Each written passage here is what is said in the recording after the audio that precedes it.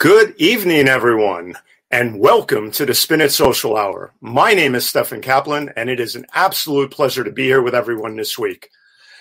Wow, on show number 43, here we are, every other Thursday evening, normally at 9 p.m. Eastern Time, but today we're here at 6 p.m. Why? Well, we have a very special guest all the way from Stockholm, Sweden, and I can't wait to bring her on. I tell you, I'm now traveling around the world looking for the best of the best in photography and storytelling. And the Spin It Social Hour is a labor of love born out of care and concern for our photo community. When the pandemic hit, I decided that I was going to create the Spin It Social Hour and try to help photographers get their names out there more. You know, we've all been hit hard by COVID, but the photography community has been hit really hard as well. Many jobs have been lost. Work has slowed down. It's starting to pick up a little for a lot of photographers. We're getting vaccines and many other things, so hopefully things will rebound. But my job here is out of passion and purpose to help the photo community. So once again, my name is Stefan Kaplan. Welcome to the Spin It Social Hour. I am a social media and visual strategist.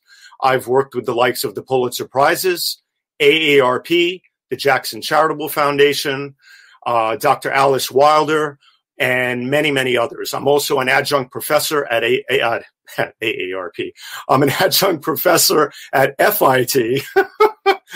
And I am also someone who was a photo editor at the New York Times for 15 years. I was a supervising photo editor for the New York Times wire service, and it was a great honor to do that for 15 years. But now, as a social media and visual consultant, I've created the Spin It Social Hour, and today we are here to bring on Lola Akinmade Åkerström. And I have to tell you, she's here from Stockholm. She's staying up late for us, and it is going to be an absolute pleasure to bring her on. So let's get to it. I'm going to give her the build-up that she deserves, that we give every photographer, and I hope you enjoy this. Little antsy here, so sorry, folks. I got my first shot today, so I'm a little riled up. And you know what? That's normal. So here we go. Everyone has a story, and I want to help people to tell their stories without putting them in a box, says Lola Akinmade Åkerström, photojournalist and travel writer whose best-selling book, LAGOM, The Swedish Secret of Living Well, has been translated into 18 languages. Now based in Stockholm, Lola was born in Nigeria and was educated in the U.S. She graduated with a master's degree in information systems and specialized in geographic information systems for more than 12 years. In 2002, she volunteered to help the media teams cover the Eco Challenge race, roughly 280 miles around Fuji. The experience made her realize that she could travel and document her experiences with people and places. When she got back, she started a blog and went for it. It took 7 years, but as soon as she developed enough traction, Lola quit her job. I'd rather be happy living as a starving artist life, she says, than be an unhappy programmer with lots of money. Her work has since appeared in such media as Slate, AFAR, The Guardian, Lonely Planet, and the BBC. In addition to LAGOM, she wrote Due North, which was a Lowell Thomas Gold winner for Best Travel Book. She also won the 2018 Travel Photographer of the Year Bill Muster Award as the most influential People of African Descent Award within media and culture. Most recently, she was awarded the most impactful piece of writing at the inaugural Bessie Awards. It is important to me that anyone who views my photos sees the person in the photo and their humanity first, she says. When you see their humanity, you can't use the environment against them. You just see them. Folks, please help me welcome Lola Akinmade Åkerström. Hello, Lola. Hi, thank you so much for having me. I'm so excited to be here. Oh, no problem at all. I have to tell you, I don't know what they put in that shot, but I'm all juiced up. So I'm sorry if I made a couple of bungles there, but I feel like my system is revved up for some reason. So I'm going to slow down and throughout the show and let you tell your story really well. Thank you. Thank you so much. And thank you so much for that really warm introduction. I really appreciate it. No problem. No problem at all. I tell you, going through your work was something really just beautiful, marvelous, inspirational, and just grabbed me all week, putting together that body of work and seeing the travels that you've done, all the people that you've met. And your whole story just captivated me since the minute I landed on it. And I'll be honest, I had heard of you, but I didn't know a lot about you. And I was on the Twitter handle, Black Women Photographers, and I was looking through a lot of things, and you surfaced again. And I said, you know what? I'm going to give her a call. And then we spoke, and here you are. Yes, yes. So, Lola, the big question. First of all, how are you? How's your family? And how are things in Stockholm, Sweden?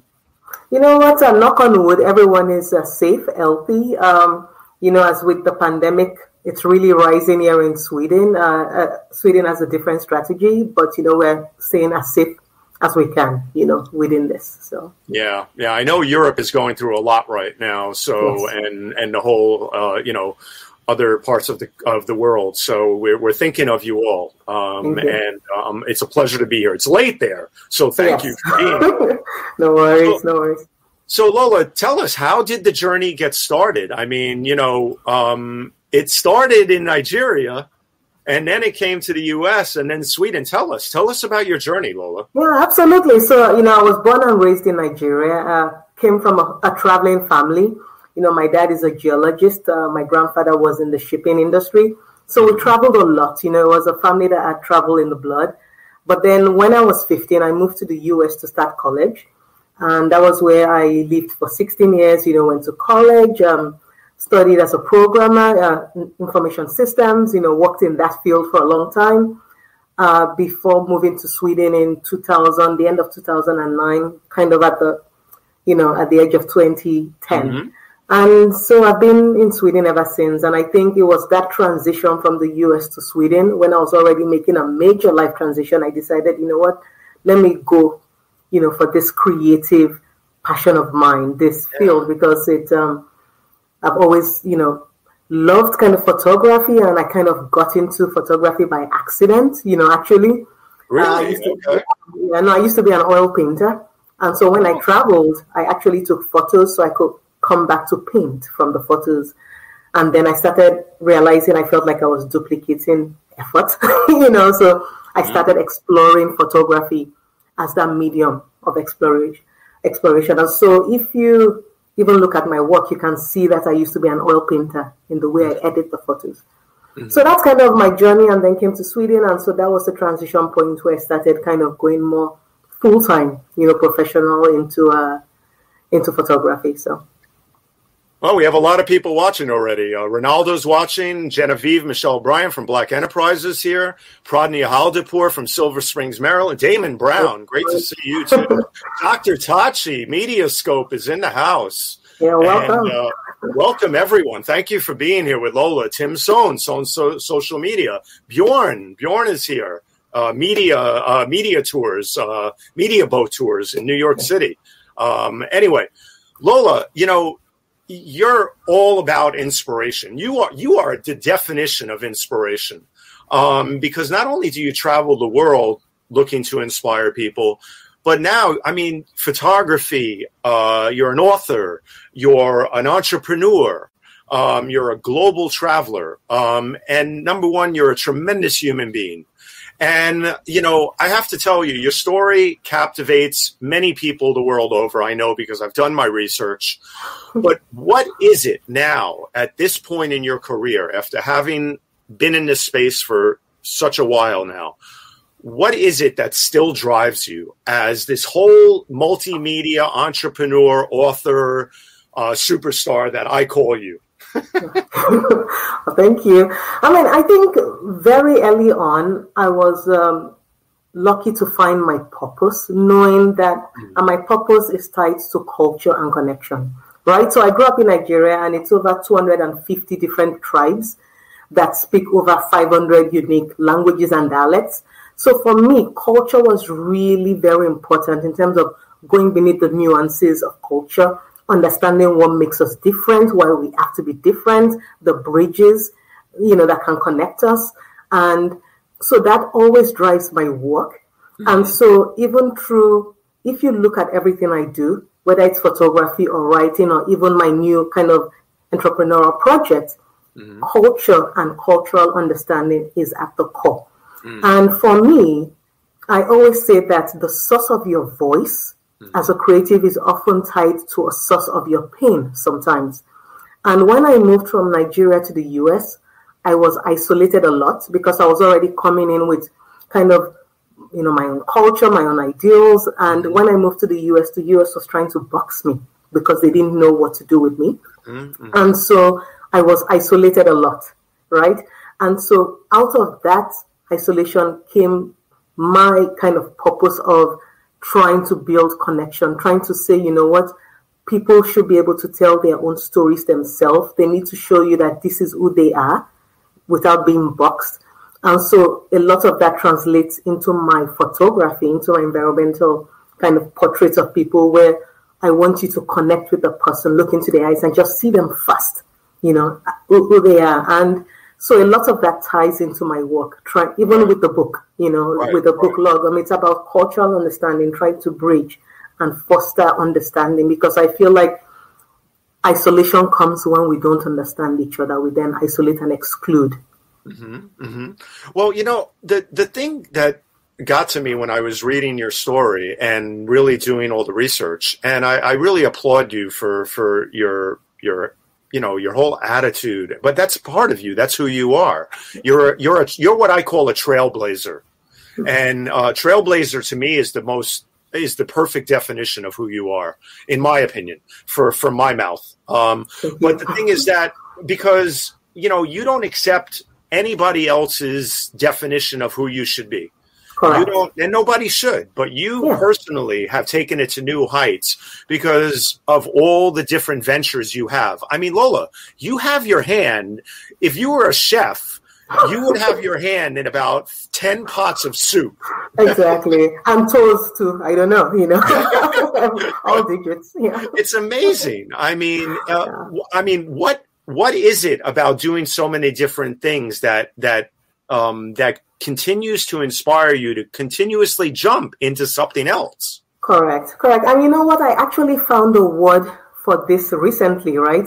So for the longest time, I thought I was just a weird person, you know, where they say, oh, you're a Jill of all trades, master of none, all that. But I'm like, you know what? I'm actually good at a lot of these things I do. And so I found a word called multi-potentialite, which is, there are people called multipods. Exactly. So these are people that just do a lot of things. Or they may be called a polymath, where they do a lot of things because that is what drives them. The creativity drives them, and they do a lot of things well, you know. And so that also was a problem for me, actually, in my career, because people were trying to, okay, well, are you an author? Then pick a lane. You know, are you a photographer? Then pick a lane. And I'm like, but I can actually do all those things and I can do them well. So why do I have to pick a lane? Why not? Why am I not allowed, you know, to actually just live my full creativity or my full self in whatever space my spirit wants to kind of, you know, feel. So that's one of the things, you know, and all through wherever I jump, there is that thread of culture and cultural connection. So no matter what it is, that is the one thread that links it all. Right. Well, I heard you tell a few stories, and one that I listened to about 3 or 4 hours worth of video of you doing all my research.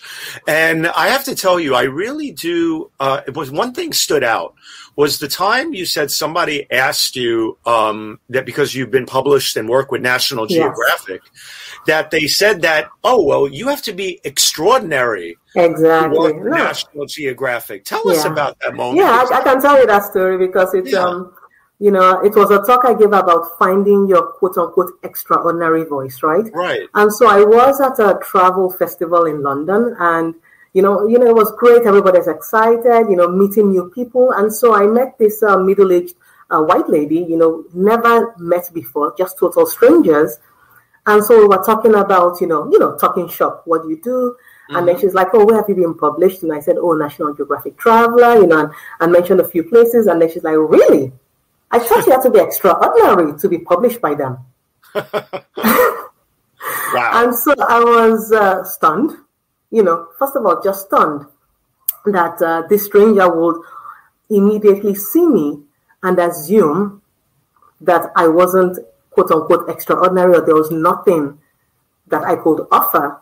Yeah. And then when I started kind of processing her comments, I realized, especially talking to one of my mentors, she said, that people can only see as far for you as they see for themselves. So if she doesn't see herself as extraordinary or even worthy of being published by whatever dream publications she has, then why would she see me as that, especially me, whose society tries to put in a predefined box, right? So there are so many, elements and levels to that conversation, but that was one that really stuck out, kind of early on in my career. Yeah, no, I mean, it left me dumbfounded in a way that somebody would actually say that to somebody. I mean, she meant no harm, of course, but the fact that people have this mindset, when they look at somebody, like you said, you're put in a box. Correct. And you're categorized. And that is, the one thing that should not be done anywhere with anyone, Exactly. And to add, as a kind of Black African woman, working as a professional travel photographer, a lot of my colleagues are, I always say, white guys that look like they just came down Everest looking all rugged and then went to go pose for GQ. And then I have to kind of compete with that with a photo editor. Right. There's already that kind of prejudice and kind of like stereotyping within the industry, even though my portfolio could be stronger. So those are the things that I kind of I had to battle against and still battle, in this industry. So. That's a really great point because, we even people in the industry, I'm sure, within reason, have certain images of some people or thoughts of some people without drawing conclusions, of course. Yeah. But the bottom line is that it happens. And I'm sure, the travels and the things you've done. I know now there's one place in the world. I mean, you've been to a lot of places, but I know there's one place in the world that you have right up here that you have to get to one day. And what is that one place, Lola? It's the North Pole. No, I don't know. It's the North Pole. And, I always call that my little saw with a bandage. Each time we talk about it, it's like a bandage getting ripped off that saw. Right. No, but, there is a story behind it because that story kind of also frames the way I go through life. It's many years ago, there was a competition, they were trying to send a writer to the North Pole. And so I entered because, of course, it was the North Pole, it was my dream. And then, we campaigned for votes, but I missed the opportunity kind of by 3 votes. Right. And then what made it worse was people that I knew and friends said they didn't vote because they didn't understand why I wanted to go to the North Pole. They didn't understand it. And I'm like, what? But then I realized that if my friends were already, back then anyway, those friends were putting me in a box because they didn't understand my passion and my drive and my need, how much more strangers, right? And so a lot of that started kind of forming, my mantra, which is why not? Because I ask the question, why not a lot? And I ask it verbally or kind of metaphorically through my work or through my actions, like, why not? Right. Why am I not allowed to go to the North Pole? Why can't you see me at the North Pole? Why can't you see me in this? Why not? Right. So. Well, I tell you, I'm sure when any young, little girls and little boys, of course, too, but little girls especially, especially whether African American or wherever, from Haiti, Africa, yes, wherever, look at you. They must get so inspired by your stories and your desire to document society at large, people all around the world, But I have to tell you, you're not only extraordinary, you're a bundle of energy. Wherever you go, I came across these photos, and I have to ask you before we get into the rest of your work and entrepreneurship. Where did you develop this signature pose of yours? Yes, is this like a Lola Wonder Woman thing? It is my signature jump, and I think what always surprises people is that when they see me in person, they're surprised I get that eye off the ground. I'm like, I'm actually quite athletic. Like, people are surprised that I get that kind of leverage. But yeah, no, it's something I do, when I travel. Were you into track and field that we don't know about, no, or something? I actually was a rugby player, like semi-pro for for over 10 years. So there's a bit of strength. Wait, stop the presses. You were also, on top of everything else, a rugby player. Yeah, I used to play rugby Division 1 and Division 2 in the US before I moved to Sweden. Yeah. Okay, so I have to go back and read about another 10 years worth of stuff. Wow. Exactly. Wow, amazing. But you've done this like around the world. Look at these photos. Yeah. I love these. Even the Great Wall of China. Yeah, I know. Hopefully I didn't offend anybody, but yeah. I don't think so. I don't think so. And I mean, I love it. Yeah. I love it. But, and even with bees. Bees, why not? Why not? Right? Why not? Well, bees fly. Why shouldn't you? Right? Why not? But let's get to some serious stuff here, because I want to let people know not only are you an incredible photographer, which we showed a huge body of your work opening the show. I hope you liked the opening.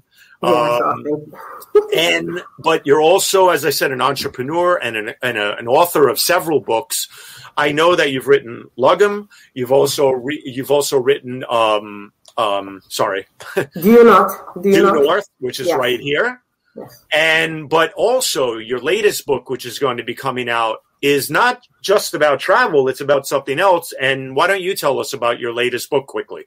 Yeah, absolutely. So, like I said earlier on, I'm all about culture and cultural connection and nuance. And so when I wrote LAGOM, it was an objective view of the Swedish kind of mindset, both the good parts and the not so great parts. So in every mirror, She's Black is kind of like almost, okay, so what is it to thrive or to live or to survive with that mindset, within the society as a Black woman? Because a lot of people ask me, what's the difference between living in the US versus living in Sweden as a Black woman? And so I said, okay, I'll write a book and I'll make it a fiction novel and give it. So the book is coming out in September. I'm really excited about it. It's fiction, and very character driven. So, and it's been getting a lot of great reviews. So I'm excited about it. Okay, excellent. And tell us about Due North as well, because first of all, that photo is such a beautiful photo of that child running across the land.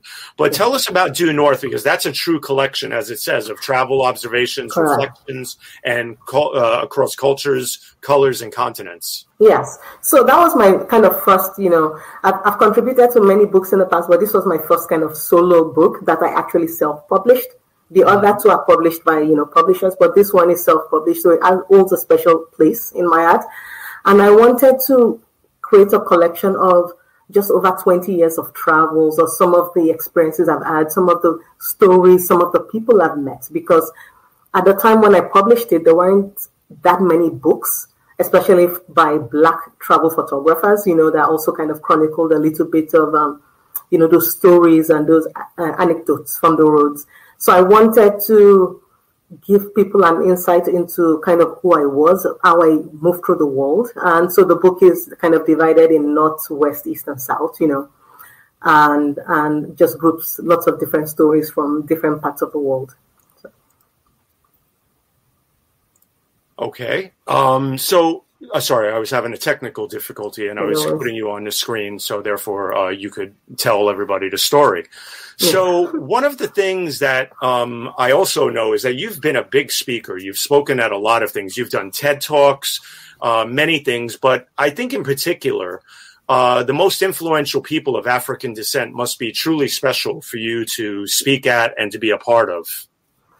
Yeah, so it's a community, because with the UN had an initiative, like I think it's a decade of celebrating different kind of people of African descent doing different things in different industries, right? And so it covers everything from politics to media to business. And so I was, honored to be one of the kind of nominees in 2018, into the media culture category. And so this snapshot is actually from a meeting we had with the United Nations, it's UNTAD, and they're launching this year, the year of the creative economy. And so we were, so they got lots of people within the creative fields, like, one of the VPs at Warner Media and Empire Records, and, Bolanle Austin Peters, who runs Terra Culture in Nigeria, just kind of people that are making strides within culture and creative kind of industries to come together to see how we can support and help amplify this UN message, this UN Creative Economy Year. So that's kind of why I got involved in that. Well, I think that's absolutely wonderful, because to be able to tap into anybody's creativity, I think brings about something in people everywhere that gives them more inspiration and hope in life. Because, let's face facts, we're living in a different world right now. And especially now, being at home so much, being under lockdown a lot, and many other things. I think this one period of time, we're experiencing it now, but we're going to reflect back on it as being a time that launched a lot of people into doing a lot of different things. Yes, absolutely. And it really helped people. I think one of the blessings, even though it's been a really rough time for everyone, one of the blessings is that it lets people kind of tap into their creativity, right. And just bring things that they normally wouldn't have brought up to the surface out. And then because everyone is at least going through something, it connected us, all of us, that way, where now people aren't as vulnerable about, aren't as shy about sharing their vulnerabilities or saying this is what I'm doing, or this is what I need, or this is where I need support. So I think it has really kind of helped, people kind of start living more of themselves. Absolutely. It's funny because when you think about it, right, Lola, we had to stop traveling, which is your biggest passion. Yes. So hello, Keiko. Wonderful of you to be here.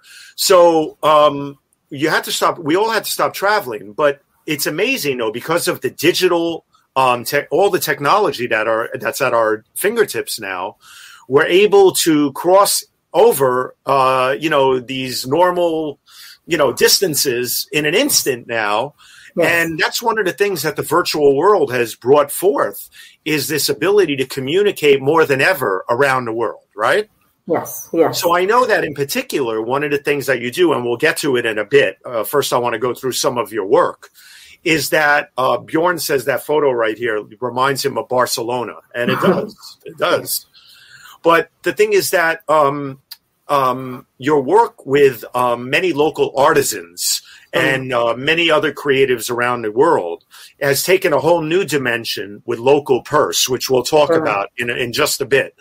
But it really is fascinating, the whole road that you continue to journey down. And I have to tell you, I'm so glad you're here tonight. So let's continue to go through some of this work. So why don't you tell us about a few of these photos before we jump into more of the other ventures that you've gone into? No, absolutely. So this photo was taken in Peru, in a small village called Cacacoyo. Hopefully I'm pronouncing it properly. But there you can meet, the ladies that, are dyeing, fabrics and creating stuff from alpaca fibers. And so this photo was, the ladies who are kind of, presenting, showing their work. And then this boy came skipping by.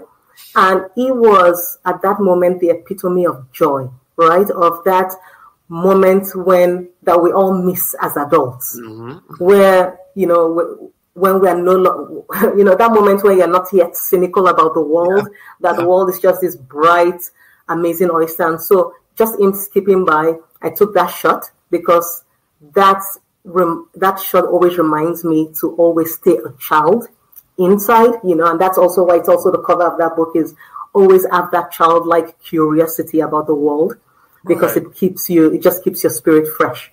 So I assume that was an easy pick as the cover photo for your book, right? Yeah, it was. It was. I mean, just composition wise as well, but just the fact, just the meaning the photo has, for me as well. It was. Yeah, no, it's a beautiful moment and everything.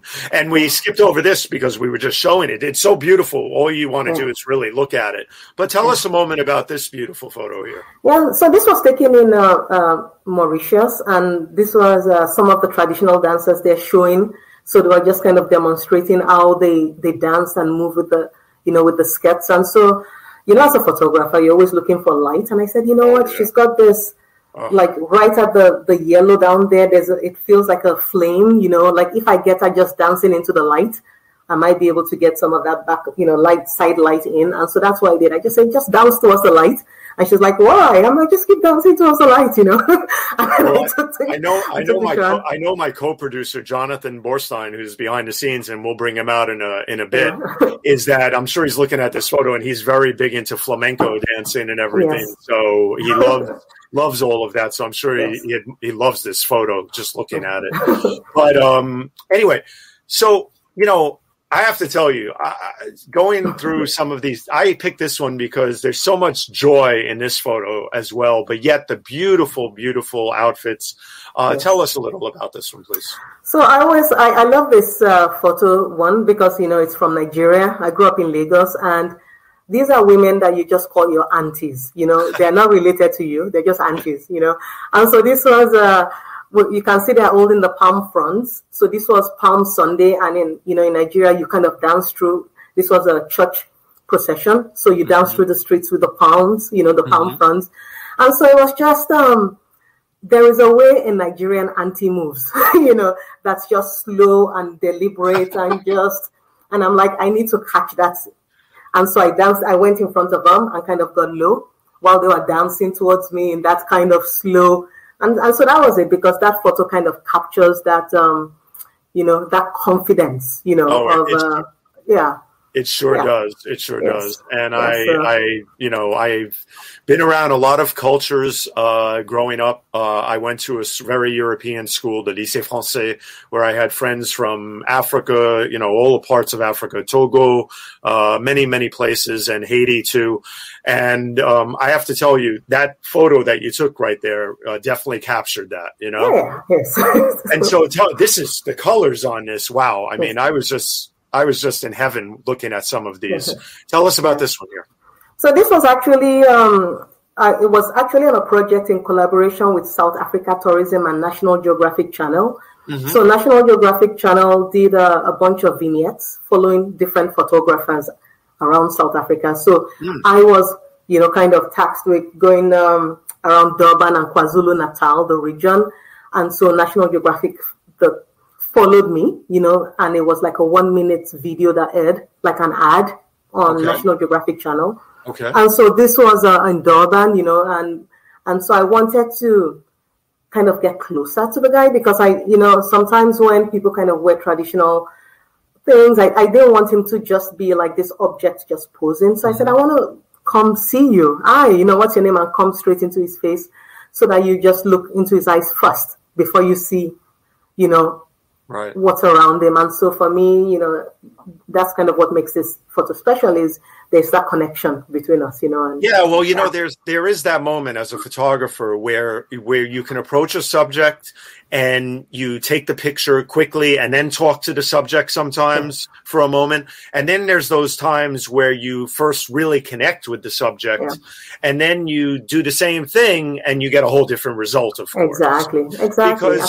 Because you've created that moment of intimacy of connection that brings you two together. Whereas if you're just walking down the street as a street photographer and you grab that moment, you may get that certain like glare or stare.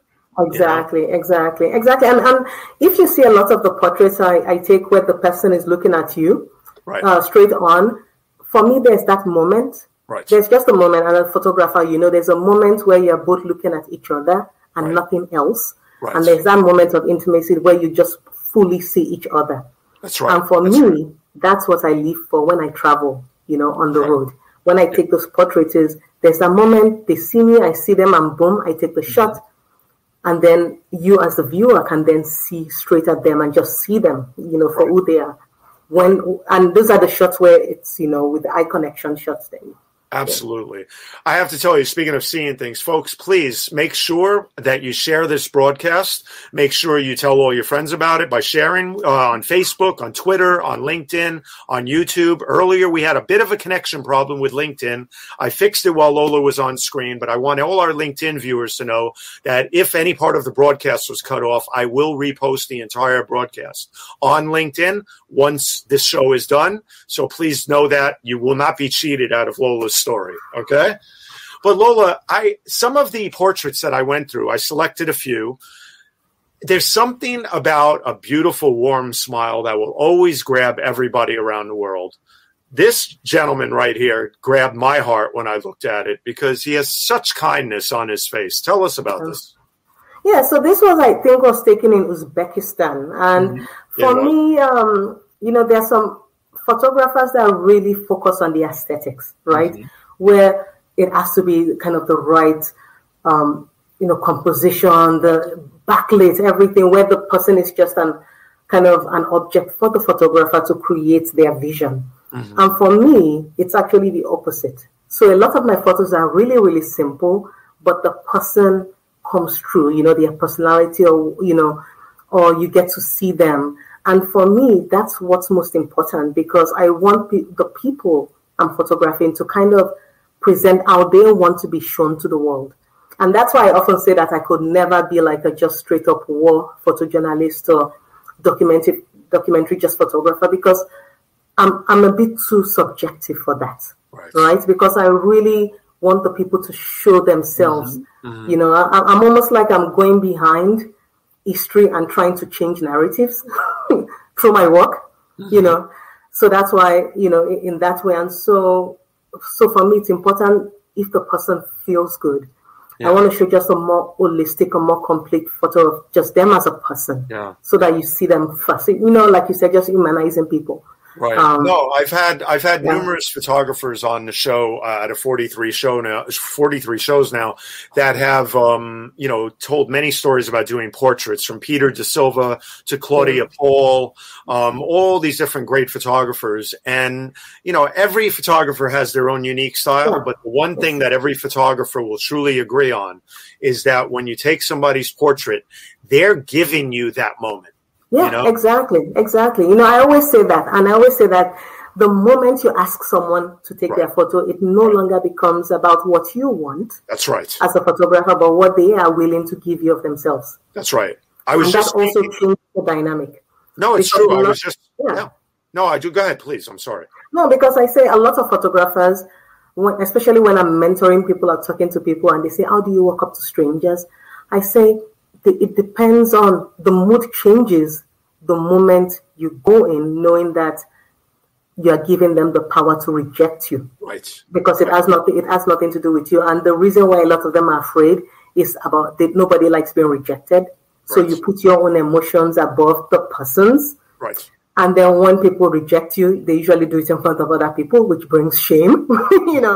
So that's it. It's the moment you realize it's no longer about what you want, but what they're willing to give you, then it changes the way you actually approach people. Right. Well, that's why I was just speaking with a great photographer the other day, a good friend of mine, Jeffrey Salter, who does many, many covers for many magazines, from athletes to many other things. But he's phenomenal. And Jeffrey is, one of the premier portrait artists out there. And, Donatella Lorch is watching. Very interesting. She says, Donnie Lorch is a legend in my book. She was one of the big foreign war correspondents for the New York Times, and has lived all over the world, Nepal, everywhere. And she's now teaching at Georgetown University. So that's an honor to have Donnie here. So, but Jeffrey, says that, you're capturing someone at that moment, but he spends time with them, talking with them and getting to know them during the shoot. Now, of course, he doesn't always have that time. Photo shoots are tight, but you still, as you're shooting, you can still talk about things that you can relate to, Yes. Yeah, absolutely. And sometimes travel photographers, because, I work mostly as a travel photographer, we sometimes have less time. Like we can't stay in a place for a long time. We have to go through. And so for me, it's important to properly acknowledge somebody, even if I'm going to be there with them for 2 minutes, acknowledging somebody, not just greeting, but actually getting their name and then calling them by their name. That alone already starts creating, like, stripping down barriers, because it already says, I see you. Yeah. And the quickest way you can tell a foreigner or a stranger or somebody that I see you is by just calling them by their name. I was going to wind up another clip, but we have other clips I want to show, so I didn't want to go crazy. But I did see a clip of you at a talk that was really touching to me, whereas you were talking about the photos that were on the screen. And I love the way you delivered the segment that you were talking about. And as the portraits are going across the screen, you do it. I know, what you did, right? Remember? I see you. One about I see you, yes. I see you. Yes.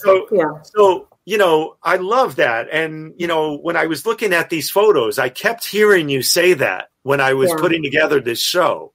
And it was very endearing. So, thank you for being who you are and the way you approach for the way you approach photography and the way you approach humanity in general. It's really, that's all what we want. We all want to be seen just for who we are. Right. Yeah, well, Damon Brown, who's a really incredible entrepreneur and writer, who's published many books, says recognizing others by their name is so powerful. Well said. Yeah, so thank you, Damon. Yeah, and it's so easy to. It's very easy for us to do. Just look at all these beautiful eyes and this family here. I mean, this family photo is one that even if I could just hang on my wall and I could look into their eyes for days. Yeah. Yeah, and it's funny because the guy on the left, this was also in Uzbekistan, and he was just a farmer on the side, like a shepherd on the side of the road. So we're just walking by.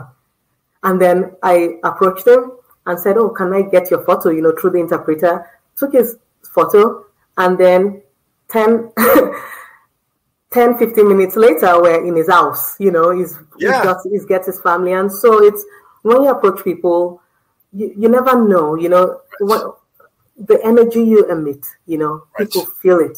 And then they see, can I trust you enough to bring you into my world? He was just standing by the side of the road while we were walking by. And I said, I would love to photograph him. And before you know it, he let us into his house, brought us in, and was showing us pictures and stuff. So no, just beautiful. But there's also the art of street photography, of course, and walking around. And my favorite thing to do in life is, I grew up in Greenwich Village, and I used to love sitting outdoors on stoops and in the park in Washington Square Park, watching people go by. And I realized that's what captured me about photography later on, is that I love to people watch. Yeah. So capturing people on film. Back then, film, and now digital. I just dated myself. It's all right. I was using film too. I'm older than I do. But the thing is that's right. Settle down out there, youngsters. But the thing is that, I realized later on that's what really my real passion was, capturing those moments on the street. And this is a beautiful photo. Tell us about this one.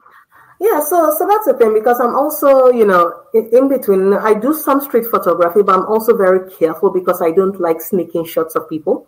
Right. But if the person adds a little element to what I see, then I can kind of take that shot. So with this lady, I watched her. There was that kind of natural spotlight, and she was looking through the windows, and it just made a great kind of scene unfolding in front of me, and so I shot it, right? But normally I always try to avoid kind of sneaking, shots, because I know how it feels to look over your shoulder and then click somebody, But with this one, I always tell people that if you're going to do kind of street photography, make sure that the person you're not focusing solely on the person, but that the person is part of the story of the scene that you're trying, to capture. Right. Yeah. I mean, it depends on the type of photography you're doing, of course, but I definitely understand that because I'm a little mix of both. I have to say, I'm a New Yorker, so I'm a little brazen when it comes to taking some photos. But the thing about this, Lola, is that first of all, the light is magnificent. There's nothing else that was needed except the light. But when she obviously walked into the picture, you look at this and you just wonder, what is she thinking at that moment when she's looking, and the reflection of herself in the window makes it magnificent, Thank you. Where was this? This was in France, Nice. France. Okay, Nice. Yeah. Okay. It's one beautiful scene out of Nice, that's for sure. Thank you. So before we go on, let me just tell everybody, we're streaming here thanks to the incredible platform called StreamYard. I was blessed to discover this platform when the pandemic hit, and I have to tell you, StreamYard is the most amazing platform there is to live stream from. Here's a quick word from our sponsor.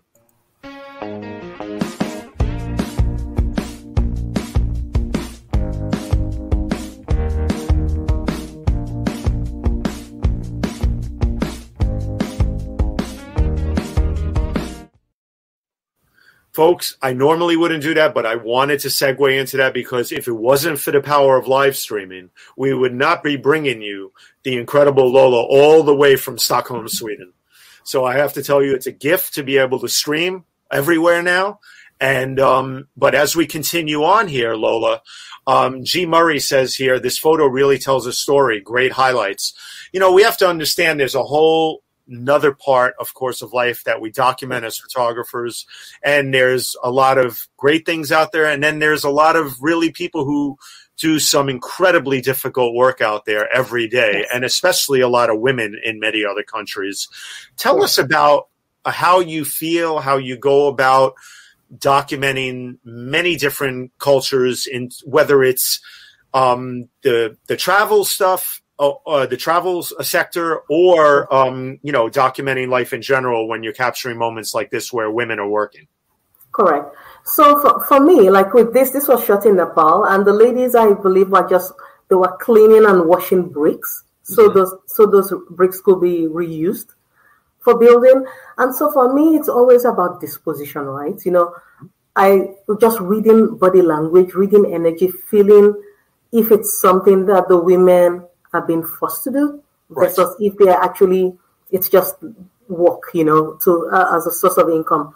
And what I found really fascinating when I was in Nepal is because I stayed in this kind of homestay project in a village called, a town called Panwati. Okay. And most of the women are the ones that run the homestay, because many of the guys are also like guides, that take, maybe travelers to base camp or, so different paths, so that community, the women are actually just taking matters into their own hands, empowering themselves, and then just making their own income and being financially independent from their spouses. So that trip to Nepal was a very inspiring one for me, because those women were just all badasses, opening their homes to travelers, making their own money. Where's my husband? Oh, he's trekking with tourists in Nepal, but I'm good, like, base camp, but I'm good here, So I love that, finding women that it doesn't matter even if it looks like hard labor, if it's something that's giving them kind of financial independence. That's right. That I think is really, really important. Where I feel like I'm working with my hands and I'm doing my own and making my own money. So yeah, I learned a lot about that from our friend who's watching, and I'll introduce you to her one day because you two should know each other. Her name, she was on just before saying Nepal is one of the most incredible places for a photographer. Is Donatella Lorch, and Donnie lived there during the big earthquake. She was there with her son Lucas, and when the earthquake hit. And, it was incredible. It was so sad. It was so difficult. And the one thing that, Donatella did with her son, Lucas, I have to tell you, is an amazing quick story. They actually ended up in the village of Kotdanda. They actually ended up raising after the earthquake with social media efforts and other things. And I worked with them on a few things, but they did all the fundraising efforts. I helped them with communications. Was Donnie raised and her son Lucas amazingly like $35,000 US for the that's village. Amazing. That's amazing. And this was her 10-year-old's thought process of doing this.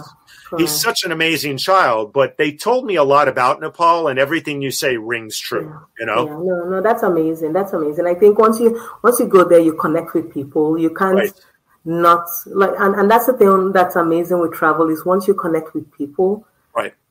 You're never the same, right? Especially when something happens to the people you leave behind or those memories. You want to help. You want to say, "Look, I remember. I'm here for you as well." And remember I was talking about it doesn't matter what the women are doing as long as they feel empowered. This is a photo that shows that. Like if you go to the previous one, it shows that she's a farmer, but she's standing with pride. She's owning a space. This is a domain, and she's inviting me in with confidence. That's why I really love this photo. Well, and you think about it, even here in the U.S., all around the world, women are paid less than men. In general. So then you take the other part of the equation and you put in people, women who are working in really tough situations, whatever type of labor it may be. And yet they still come out of it in certain ways because, as you said, it's about independence. Correct. It's about earning a living and knowing that they don't have to rely on just anyone but themselves. Yeah, and plus women are just naturally resilient and tough. Of course they are. Of course they are. My mother was one of those, so I know all about it. But from Lagos to everywhere, I mean, just the photos are just incredible.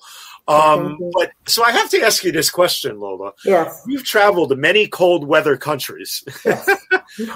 Okay, you live in Sweden, but Nicole Sajou says, loves the subject, a very dear friend of mine, family to me, actually, forget friend. Okay. But the thing is that, tell us, what is are you going to say Sweden automatically since you live there? No, I'm not. Okay, so it depends on the question. What is your favorite cold weather country? My favorite cold. I really loved Greenland. Because Greenland is just one of those places that really arrests you and shows you just how small you are as a human being. It just kind of flattens you, And when I was there in Greenland, there was also like a snowstorm, and we had to take off in a small plane in the snowstorm, and the wind was shaking the plane, and I'm like, how on earth are we going in there? Like, hell no. But we took off, and it's so Greenland is just an amazing place. It just feels like, like when you walk into a church, and then somebody tells you, shh, keep quiet. Yeah. That's how it feels like when you arrive into Greenland, like, then it just like, keep quiet. You're in a place where you have to revere. It's a reverent kind of atmosphere in Greenland. So that's and I went there because I did a photo spread for National Geographic Traveler in the UK on Greenland. And it was following the steps of the first African in Greenland. Oh, wow. His name is Tete Michel Pomase. And he wrote a book, An African in Greenland, based on his experiences in the 60s. And so I was fascinated by this book. It was actually recommended by Marilyn Terrell. She was like, Marilyn Terrell. Marilyn, I know. She actually tagged me on Twitter. And so I became fascinated. I wanted to know his story. And so, so I read the book and then said, you know what, I want to go to some of the places. And so that photo spread shows my photos and then I also have some quotes about what he said of those places from the book, Ilulissat looked like this, la, la, la, la, and so it was a fun kind of assignment to do. Well, I have to tell you, Marilyn Terrell, who used to work for National Geographic, I met her when I went to Washington about 4 or 5 years ago, and I had the pleasure of hanging out with her for a bit and getting to know her. Nicole says Greenland is now on my list. Yeah, you should check it out. And you should check out the full Greenland portfolio. Just lots of fun. Oh yeah, I'm sure everybody's going to check out your website now. But one of the things that Marilyn said, and I agree with her wholeheartedly, is she called you the irrepressible Lola. And she tweeted about that this week. She tweeted, wonderful. If everybody looks at Marilyn _Res, R-E-S, Marilyn, M-A-R-I-L-Y-N, _Res, R-E-S, you'll see her tweet about Lola. And she's a big fan of Lola's. And she said that Lola is irrepressible and just one of the great women entrepreneurs and photographers out there. No, I love Marilyn. She's such a champion and she's amazing. And thank you. She is. But, there's something beautiful about being outdoors in general. And you've experienced so much. Are the Northern Light, I haven't seen the Northern Light yet, so I hope I get to see him one day. We almost did one year when we took a cruise to Alaska. But we didn't. But tell me, is the Northern Lights, what is it like experiencing them? So, it's so difficult to explain, right? Because when they are captured on photos, the camera is a lot more sensitive. The sensor is sensitive, so it captures the colors more. The colors are richer when they come through the camera. Right. But even when you see them in person, it's still an amazing feeling because it fills the skies and just the way the light dances and moves. Mm-hmm. And what I think is actually fascinating because, I have a lot of contacts within the Swedish indigenous Sami community, and I've been there and spent some time and taken photographs. And what they say is they can actually tell the weather, what the weather is going to be based on the Northern Lights. Mm-hmm. So what's going on, at that moment they can tell because, they have to move the reindeer. So they could see if it's dancing a lot, if it's dancing a certain way, they say, it's going to be crap weather tomorrow. Let's not move from here. So that's what I find really fascinating is cultures that are so tied to nature, that take their cues from nature, that read nature. It just always fascinates me, isn't that fascinating, Lola? I'm sorry to interrupt, but I got to throw this in there for a second because you just made me think of something really, really just fascinating, is that here we are in this technological society and world now. And I know many people who rely on apps and all this other stuff to track weather and everything. And listen, it's needed if to find a lot of things. And I know a couple of photographers are going to call me tomorrow and say, hey, what are you talking about? I get great photos because of those apps. Gary, do not hate me for what I just said. But Gary Hirshhorn, who's an amazing, amazing photographer. He's one of my favorites. But you're telling a story here about people who read the weather because of the way they've been brought up, the culture, the affinity and the tie-in that they have for understanding the weather, Yes, yeah, absolutely. Reading the weather. And with this picture, because this picture was shot in Jukkasjärvi, in Sweden, in northern Sweden at Nuti Sami Sida's kind of reindeer camp, Right. And when I was there, I've been there a couple times, but this particular time, I was talking to Anders, one of the patrons that was working there, and he was looking at the sky, and we're asking, okay, when are we going to get light? You can't really predict. He looked at the sky, he was looking at kind of the pattern of the clouds, and he said, around 9 o'clock, they'll start showing up. Yeah. I'm like, what? And then around 9:05, boom. I'm like, oh, because they are so unpredictable. You don't know, but you know that, some certain weather conditions have to be, it has to be cold, clear skies, things like that. But then it was looking at the patterns of the clouds and the wind, and it was like, around this time. And then they started popping out. So I thought that was fascinating. Well, you know, blew my mind. That's one of the things that if only more people traveled the way you do and many, you know, travel people do, because you learn so much by being around these fascinating people and the amount of wisdom that they have for the world and for nature in general is just mind blowing, you know? But let's move on here because I have to tell you, I want to live right here. I want to live right here because I want that to be my. I know. So that is only an Anna from the Faroe Islands, and so I was there on assignment. And one of the great things I love about this photo is because there are actually There was a group of really young photographers, creatives that were running around, you know, the Faroe Islands, and I was kind of like this old mama tagging with them because they were like, you know what, Ollie, Anna, just get all your stuff up onto the roof, because one of them was a fashion photographer, so she was working on this project, you know, and so she's like, everybody get on the roof, let's do something fun. So I was there and I shot this, so she got the kind of the shot she wanted for our project, but this one I got because it just felt very, I love the motion, you know, and kind of the energy.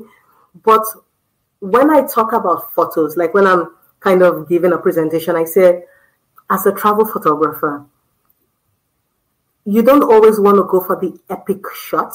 Right.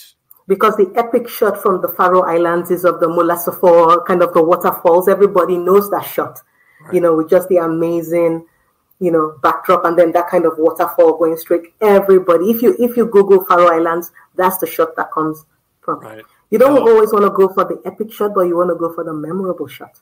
Yes, you know, and the memorable shot may not be as epic. So I don't consider this an epic shot, but it's a memorable shot.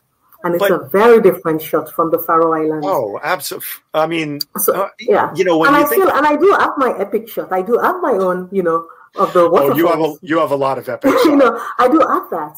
But the reason I picked this photo was because it's a slice of life, as I would call it, from just somewhere you would never expect this. You know, you would not.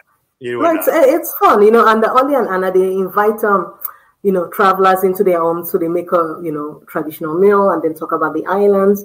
And so when this was so different for them that the neighbors came out, was like, what are they doing on the roof? And then the neighbors came with like self-taking photos, because it was just a fun moment that the young kind of travelers kind of created, you know. And then I just happened to be there as well and just got caught in the So, you know, if you were looking at this in a magazine, if it wasn't part of a story, you would automatically think that it was an ad for something, you know. Correct. But it's not, and that's the beauty of it. It's that it's a real, true slice of life, as I said. You know. So Nicole was asking earlier, the Faroe Islands. So therefore, she missed that for a second. Yes. But you know, you were talking about being in Greenland. And you were talking also about being around reindeers and everything else. I saw a lot of photos that you took from a shoot that you did.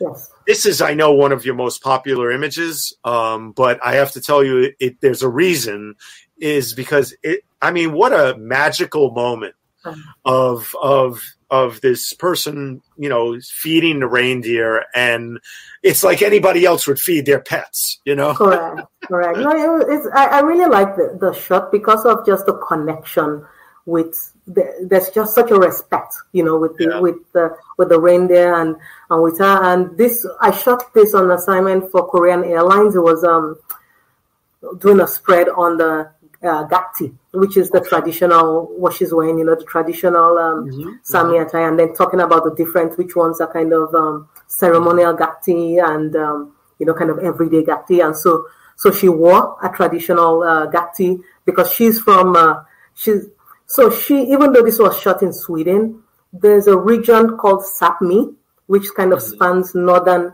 Norway, Sweden, Finland, and then into kind of the Kola Peninsula. So all of that is Sapmi. So she is from Sapmi, but she's actually from the Norway side, you know, of Sapmi. And so there's a lot you can tell just from the fabric. They say it's like your identification card. You can tell immediately down to which family. Wow. Even just built from the Gakti. And I like this because of also the lights, as well. And it was actually, like kind of lights in your yard where you just got like lamp posts. So it was just more the lamp post lighting, and stuff. So it says it looks like an ancient forest on their heads. Donnie's right.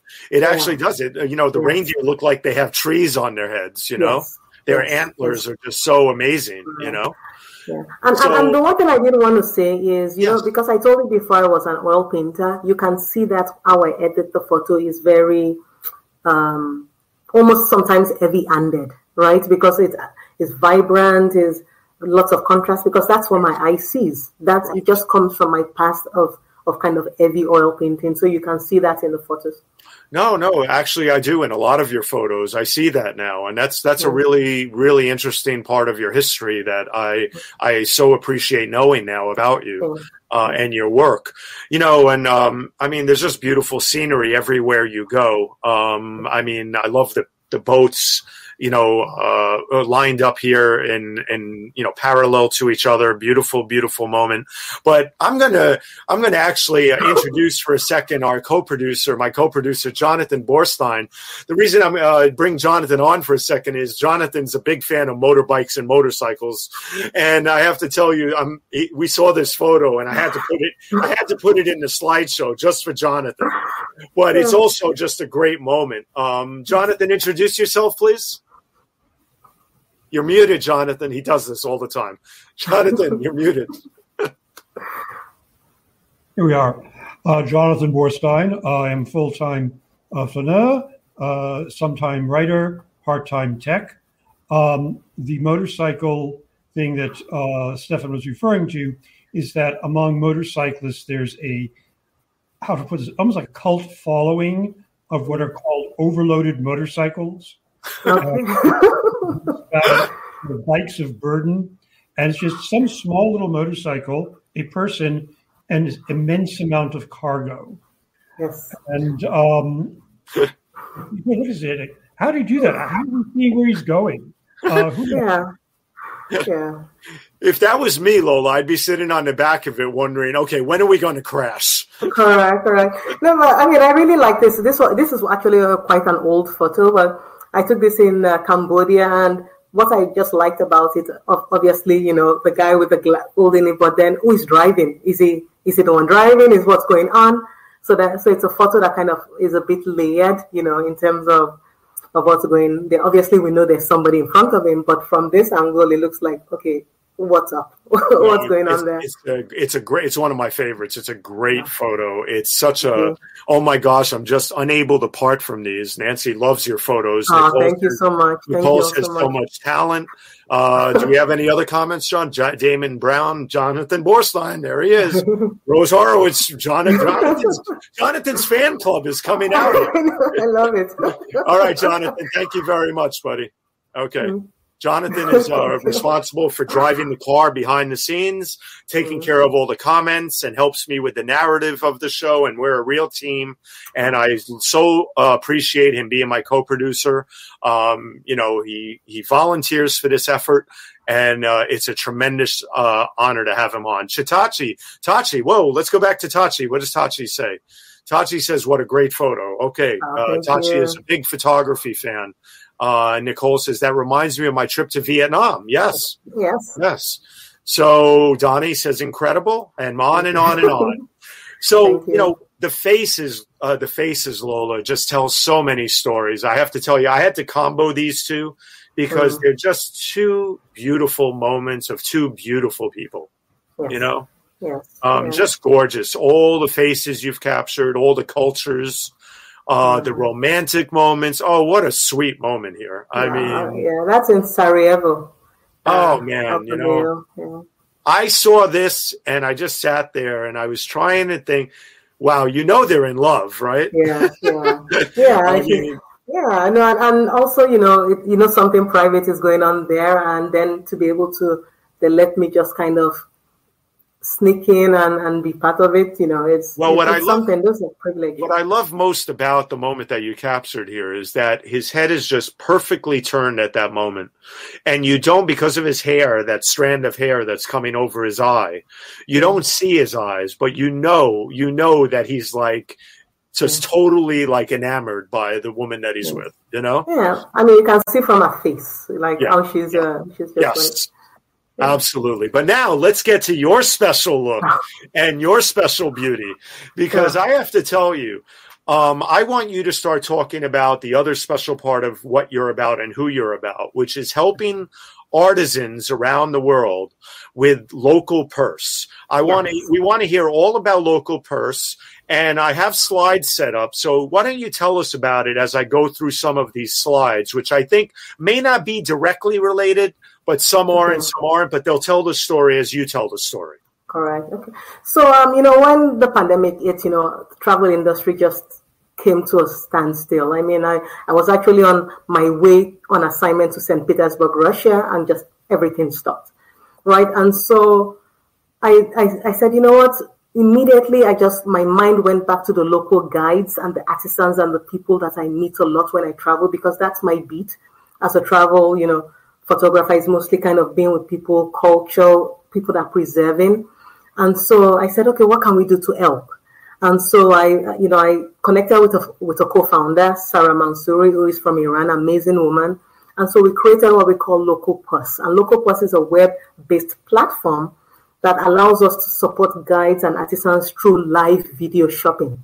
All right, which that means a lot of companies who are pivoting to virtual experiences, but we realized that you can only go on a virtual experience of Paris for, like it's you could watch that video on YouTube. But what connects you to a place is usually what you bring back from the place. If you think about it, I got this scarf in Marrakesh, or I got this sarong in Bali. Like, it creates that additional connection to the place.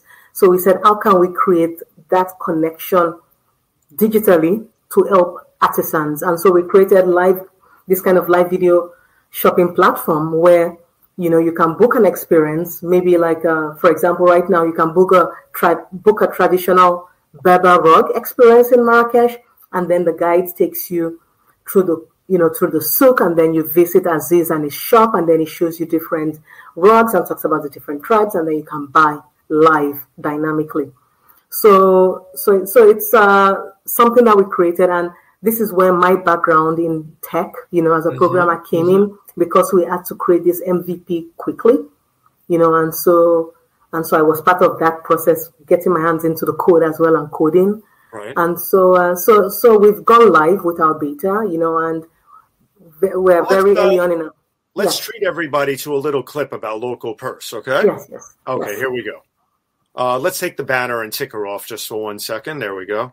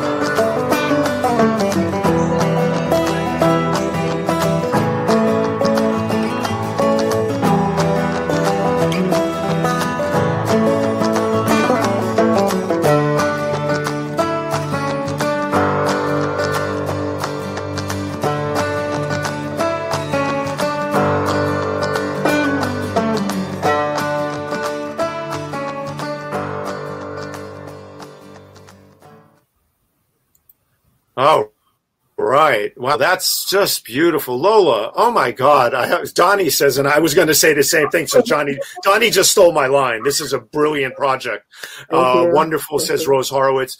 Man, my heart is full for what you're doing with this. I have to tell you, because being an artist, you know, and always creating something, and you too, you know, we know how hard people who create things work.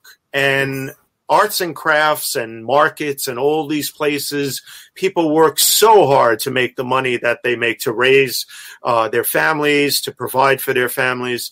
What you're doing is brilliant. I hope that Local Purse ends up being one of the biggest, like, winning projects of this pandemic. Not that any project shouldn't be, all of them should be. But I want everybody to check out Local Purse. We've been running the Instagram handle on the bottom here. Follow Local Purse at My Local Purse on Instagram. Please check it out. You can do these virtual trips with Local Purse and shop virtually through Lola and her network of guides and people out there. Let's help the world out, everybody, and let's check out Local Purse, okay? Thank you so much. Thank you. Oh, no, please. Yeah. So we're currently onboarding a couple destinations, and it is a long process to onboard, because we have to make sure the whole supply chain, works all the way. Right. But well, here's an endorsement. Here's an endorsement right here from someone, Ann Becker. I pulled this off of Instagram. She said, "I woke up this morning and went to Marrakesh. How cool is that?" And you know, she's not there literally, but she was.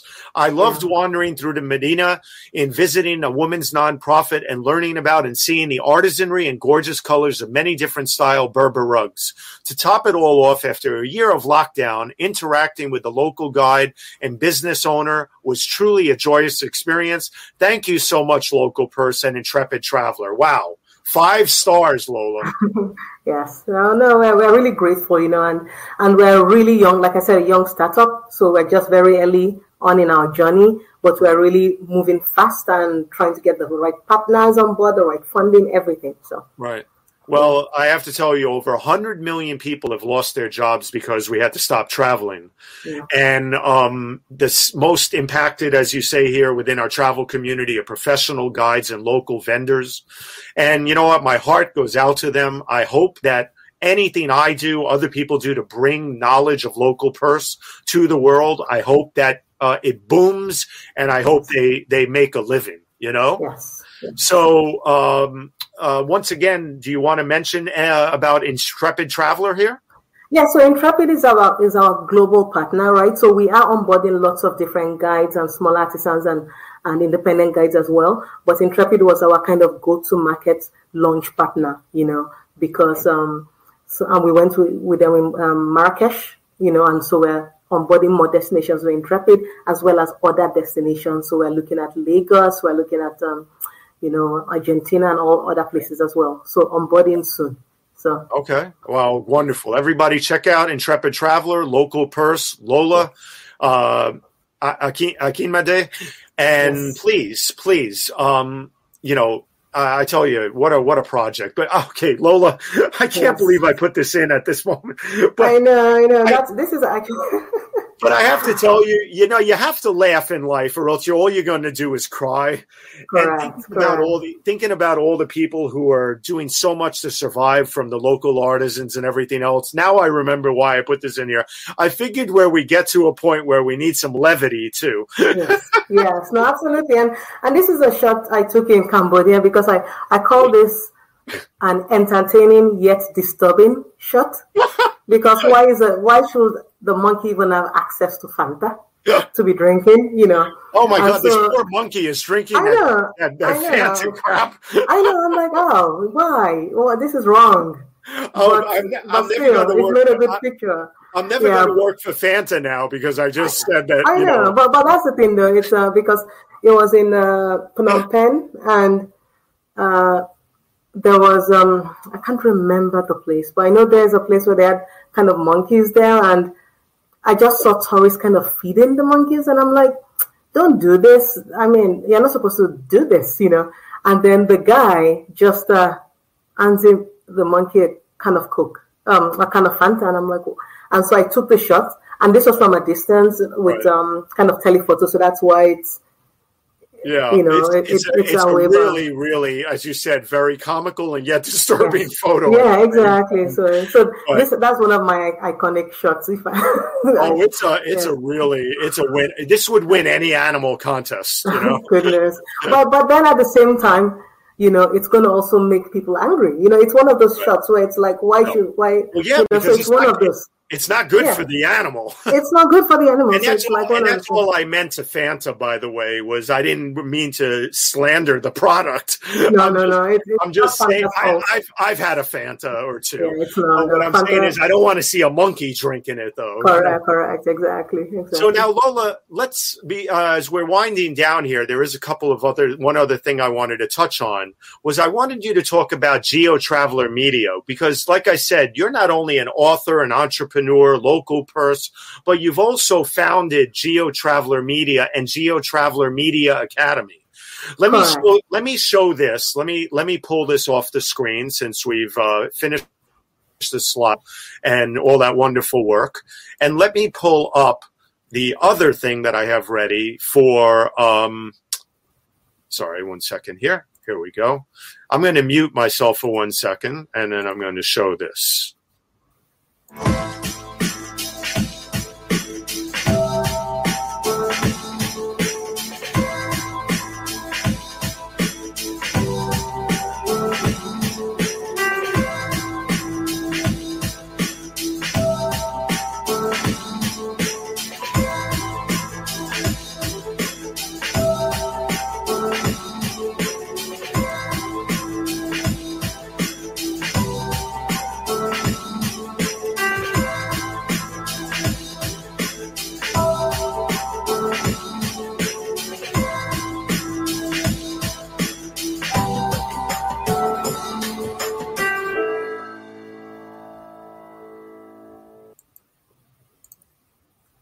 Wow. I have to tell you, that is really, one of the things that I adore about you and that I look up to so much is that you are a multimedia specialist and talent, but that comes from not only your creative side, but your tech background. Yes. I mean, Lola, the world is your oyster. You know, I mean, you know, it really is incredible. That you can go to so many sectors and inspire so many people. But tell us more about Geotraveler and Geotraveler Academy now that we watched that. Correct. So Geotraveler is actually my company. So I call it my umbrella company that covers all my creative things. So my freelance writing, my consulting, photography, speech, that is. And then the academy is where I'm kind of giving back. You know, I've creating courses based on my experience, like with writing, with storytelling. And so we just launched it under the pandemic. This is something that people have been asking me to do for a long time. And so I just never really did. So the pandemic forced me to sit down and start building it.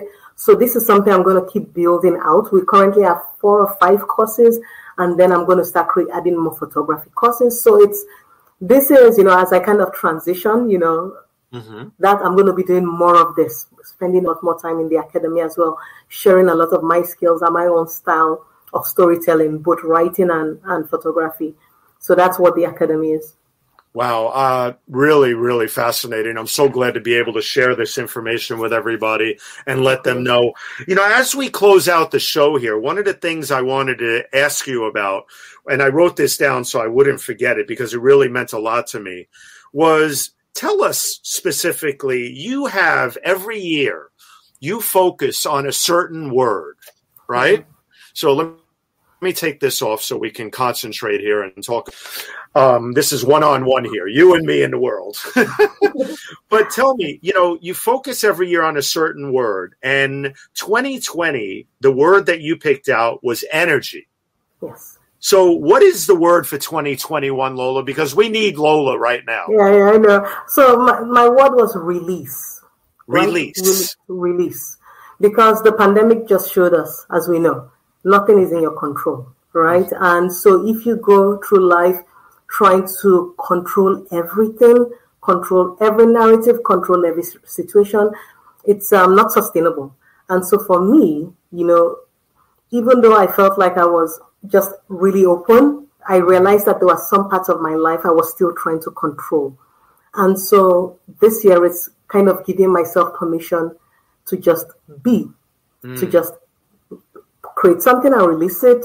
Whatever happens, right. Taking away that pressure off of myself, allowing myself to be also mediocre if I want to be, just releasing kind of the expectations I put on myself, that are kind of causing me to not kind of breathe, So that's kind of what the release is. It's just releasing and releasing whatever strongholds I still have left in my life, or that I'm trying to control unnecessarily. So. Right. Wow. I have to tell you, that's powerful stuff. And, I thank you for telling us about it. And, but the one question I have though also is, and I had to ask this, is how do you pick the word though? How do you decide on the word? The word kind of just comes naturally to you, right? Because you start seeing patterns in your life. You start kind of assessing your mental state, your emotional state, and then based on what you need, the word kind of just bubbles up to the surface. So for example, the year before it was energy, I realized that there was a lot of kind of draining energy in my life that I needed to remove, and then just curate the energy around my space, the people I let in, the people I need to push out, stuff like that. So the word just naturally comes based on how you're feeling in that year, in that time, emotionally, mentally. So it's a word that just organically comes. Mm-hmm. Okay. Well, Lola, that's a great way to close the show. I have a couple of quick promotions that I have to do.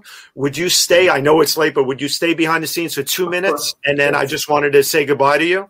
Yes, but everybody, I hope that everyone that's been watching YouTube and everywhere else, please share this broadcast. Let Lola know that she's appreciated and all the work that she does. Thank you all so much. She stayed up ultra late for us to do this show all the way from Sweden. And I hope that everybody checks out everything about you. Damon says words are so powerful. They frame our world. Montaigne says great show. Thank you. So many people. Lola, I'll be right back. Thank you so much for being here. I'll be right with you. Okay. Okay, Lola. Thank you. Okay.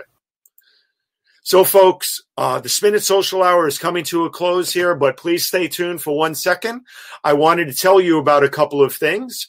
One in particular is that Stefan Falke, a guest of ours previously, twice, has a great project at the Rockefeller Center. A flag project is on. And he has a photo being displayed right now in the Rockefeller Center flag project. So please check it out at Rockefeller Center flag, and flag project rather.